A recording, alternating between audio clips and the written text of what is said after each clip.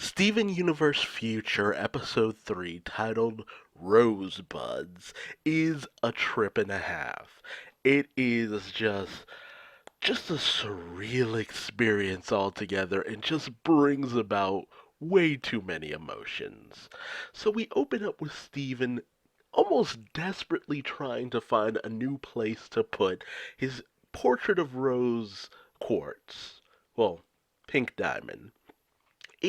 He's going crazy because nowhere seems to fit, because ultimately it always ends up someplace too well within his field of view. He's ready to move past her to some degree with everything that has happened. It's just like, it used to be a sense of comfort to have her around, but now it's just like, yeah, no, no, thank you. No, thank you. But he's just struggling so much because no place seems right. But this is interrupted when the zoo shows up, now under the control of the Zoomans. However, while they do end up inviting Steven to come and hang out with them for a day or so, Greg is less than welcome, as a lot of them are still feeling heartbroken by his rejection during the choosing.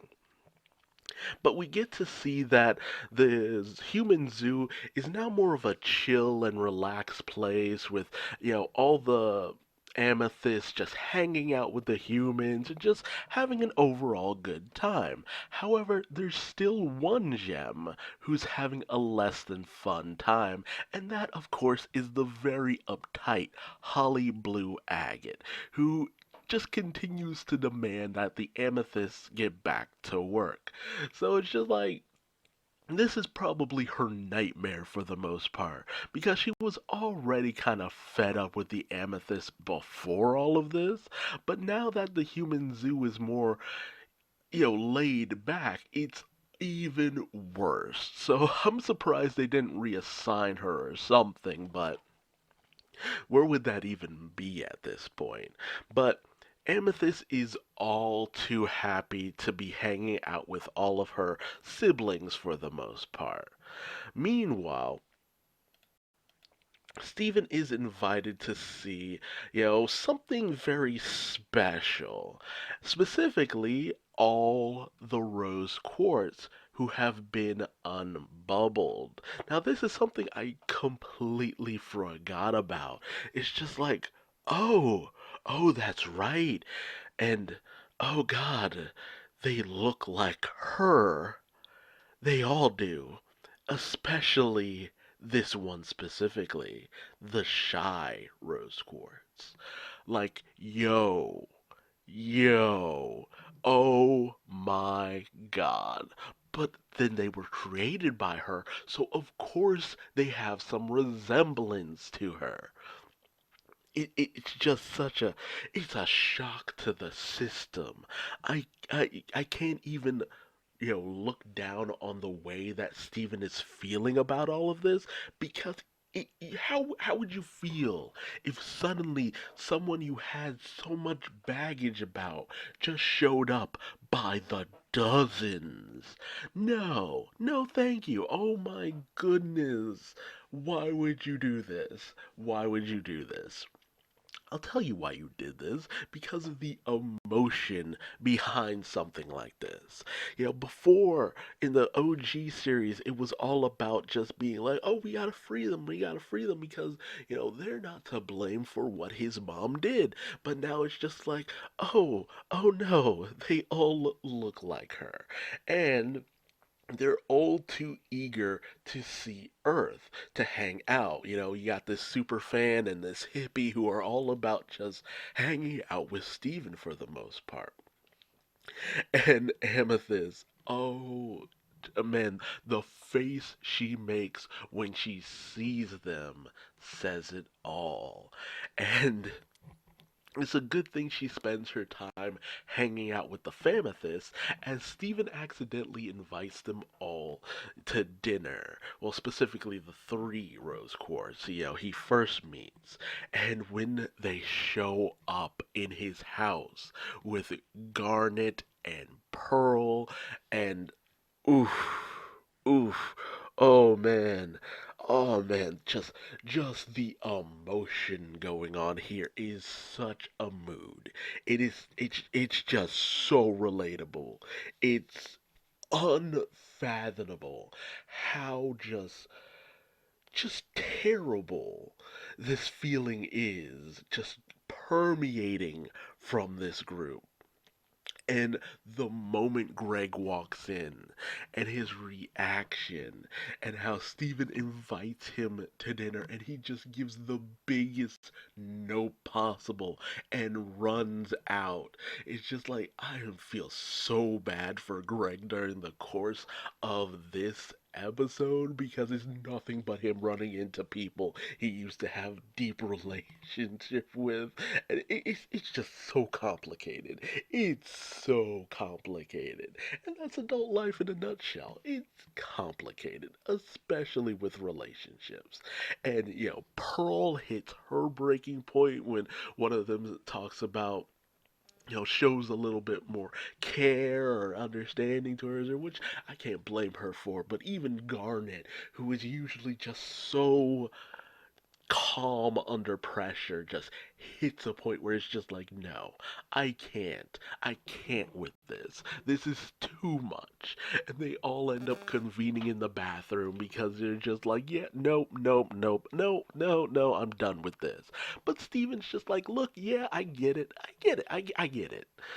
I feel the same way, but it's not their fault. It's not their fault that they look like her or that they even act like her to some degree. They were made by her. So, of course, there's some overlap. Of course, there's a little bit of a controversy here, but that's not their fault.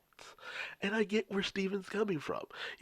They shouldn't be making the rose quartzes feel lesser than for being an extension of someone else. But yeah, you can't ask the rest of them to follow along with this. That's too much. That's a step too far.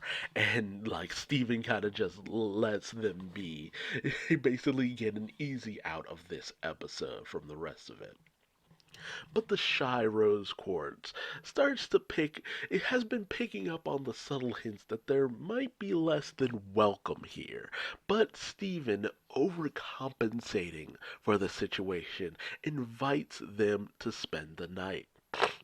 And they watch some movies.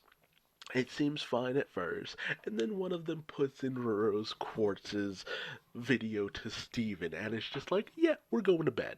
We're going to bed. We're going to bed. And he's just trying to teach them how to sleep and all this and that, all that earth culture stuff.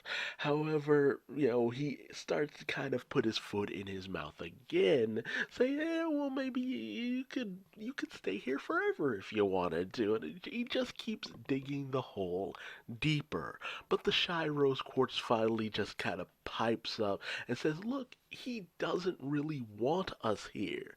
This isn't what he wants. You guys got to take the hint that he's just kind of trying to be a little too nice, and his face says it all in the end, and they all end up feeling a little bit rejected.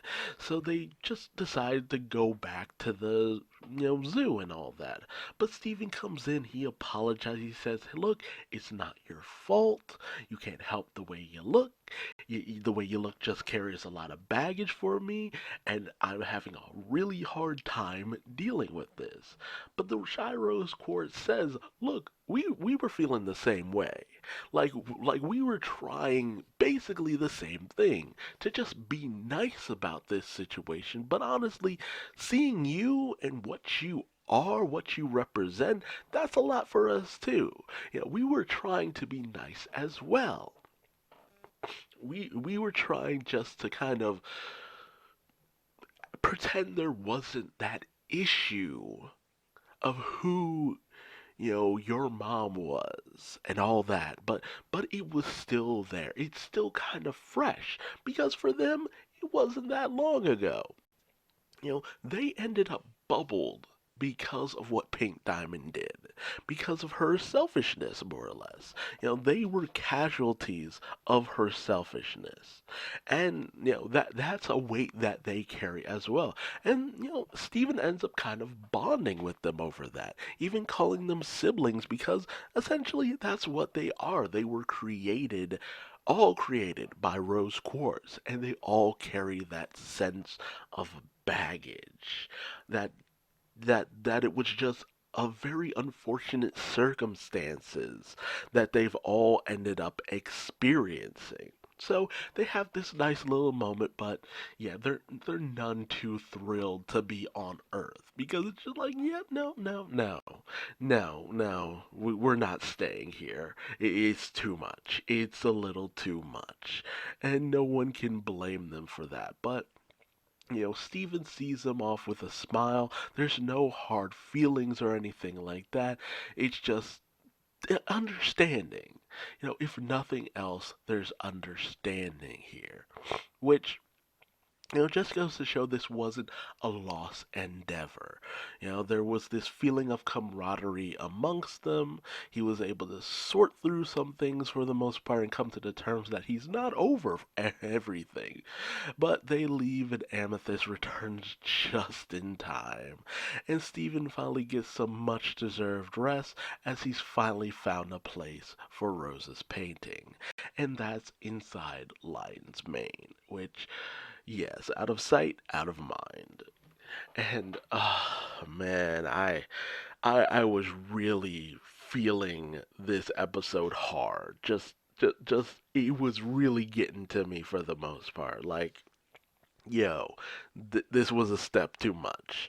This was a step too much. This was a hard one to get through because I'm just like, Steven, my boy, you're trying too hard. You are trying too hard. And I'm feeling so bad for everyone who is caught in the crossfires of your decision. And that's been the past few episodes as a whole. It's just, Steven is trying too hard. He's trying to overcompensate for something, and it's really continuously biting him in the ass. The real villain of this season is Steven himself. And for better or for worse, it keeps happening, and I feel so bad for this kid. Because, you shouldn't have to deal with all this, but it is what it is. But man, tell me your thoughts on this episode in the comment section below.